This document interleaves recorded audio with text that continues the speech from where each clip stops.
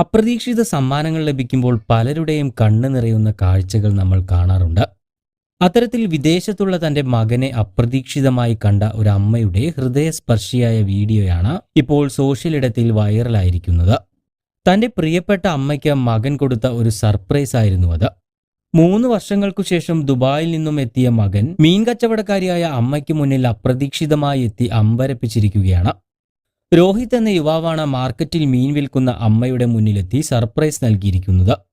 അമ്മ മീൻ വിൽക്കുന്ന മാർക്കറ്റിലേക്ക് മുഖം മറച്ചുകൊണ്ടാണ് മകൻ എത്തിയത്. തൂവാല കൊണ്ട് മുഖം മറച്ച് കൂളിംഗ് ഗ്ലാസും തൊപ്പിയും ധരിച്ച മകനെ അമ്മ തിരിച്ചറിഞ്ഞതേയില്ല. അമ്മയ്ക്കരികിലെത്തിയ യുവാവ് അമ്മയോട് മീനിന്റെ വില ചോദിക്കുന്നതും സംസാരിക്കുന്നതുമൊക്കെ വീഡിയോയിൽ കാണാം. ആദ്യമൊന്നും അമ്മയ്ക്ക് യാതൊരുവിധ സംശയവും തോന്നിയില്ല.